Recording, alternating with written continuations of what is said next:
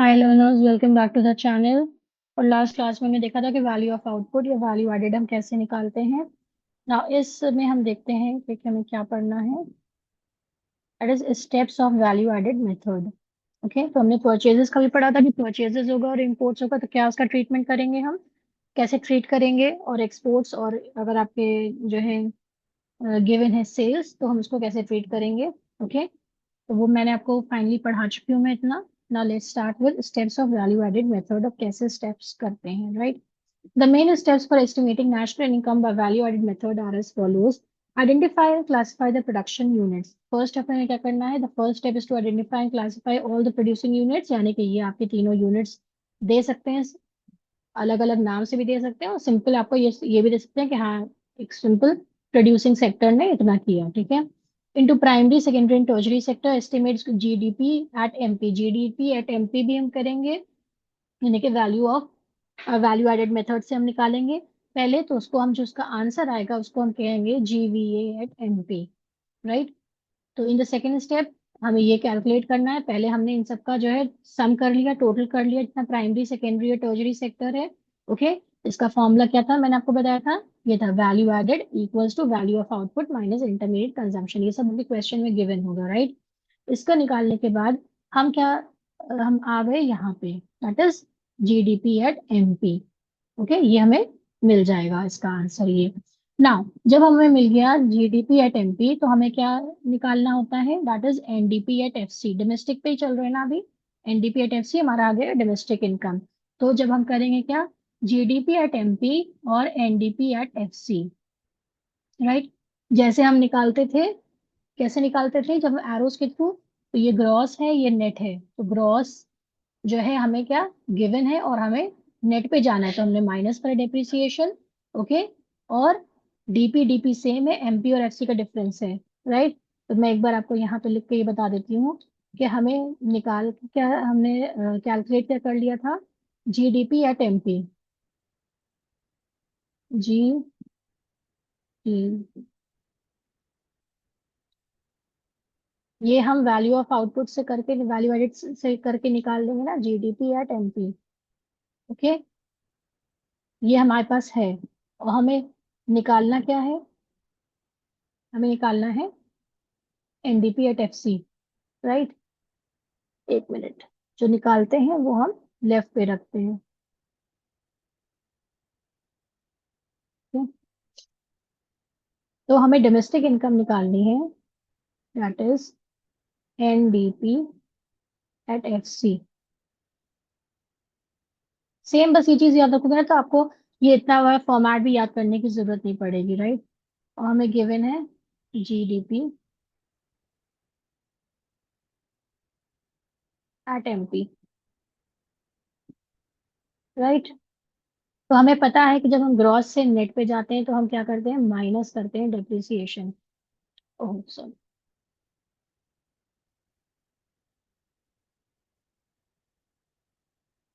Okay. हमें ये पता है कि एरो को हम फॉलो करेंगे, तो ग्रॉस से जब हम नेट पे जाते हैं तो उसमें हम डिप्रिसिएशन माइनस करते हैं। ये आपने हर बार पढ़ा है, राइट। देखो यहाँ पे भी माइनस है, डिप्रिसिएशन वही फॉर्मूला है। DP DP same. Now MP से जब आप एफसी जाओगे, तो इसमें नेट वैल्यू क्या होता है, नेट इनडायरेक्ट टैक्सेस इंक्लूड होती है, तो उसको भी हम कर देंगे minus, minus N I T, right. वही फॉर्मूला देखिए यहाँ पे लिखा है कि first value added of all three sectors. तो हमें मिल गया GDP at MP. GDP and MP जो हमें गिवन होता है वो हमेशा हम राइट पे रखते हैं। जो हमें फाइंड करता है एनडीपी एट एफसी, हम यहाँ पे ले आते हैं। तो हमें मिल गया ये डोमेस्टिक इनकम। जो भी वैल्यू आएगा वो हमारा क्या हो जाएगा, डोमेस्टिक इनकम। अब हमें क्या करना होता है, लास्ट में हमें नेशनल इनकम कैलकुलेट करनी है वैल्यू एडेड मेथड से। तो हमें पता है कि NNP at FC, NNP at F C क्या होता है, आपका नेशनल इनकम होता है। ये हमें फाइंड आउट करना है, तो ये हमने लेफ्ट में लिख लिया, इक्वल्स टू, हमारे पास ये निकल आया ना, एनडीपी एट एमसी, यानी कि डोमेस्टिक इनकम मेरे पास आ गया है। एनडीपी और फैक्टर कॉस्ट पे ही आपके डोमेस्टिक और ये वाले इनकम चलते हैं, राइट। एफ सी, बस फॉर्मूला आपको रिकॉल हो गया होगा, I hope.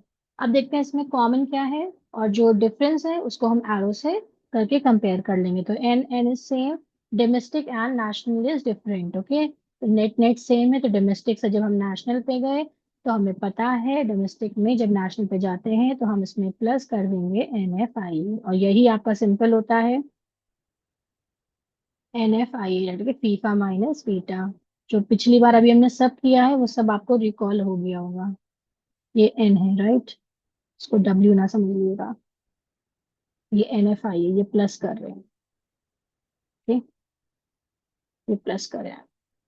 NDP at FC हमें कैलकुलेट करके निकाल लिया था, उसमें जब हम ऐड करेंगे NFIA, क्योंकि बाकी सब चीजें आपके जो कंपोनेंट्स हैं वो सेम है, राइट, चेंजेस किसी में नहीं करनी है, फॉलो द एरो। डोमेस्टिक से नेशनल पे जाएंगे तो NFIA ऐड कर देंगे तो हमें मिल जाएगा NNP at FC, that is national income.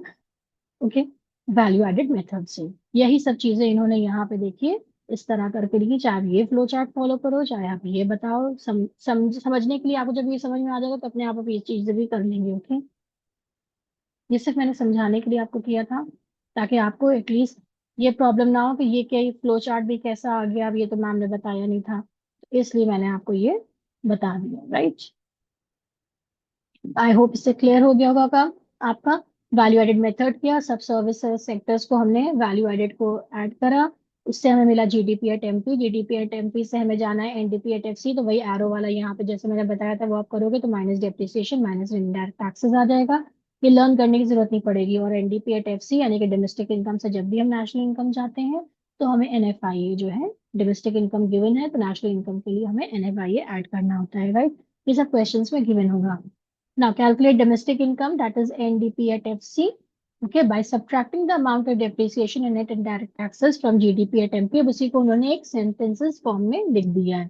We get domestic income, that is NDP at FC equals to GDP at MP minus depreciation minus net indirect taxes।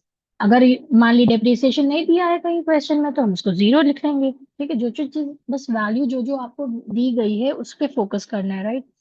Step 4, estimate net factor income from abroad, that is NFIA, to arrive at national income. In the final step, NFIA is added to domestic income to arrive at national income.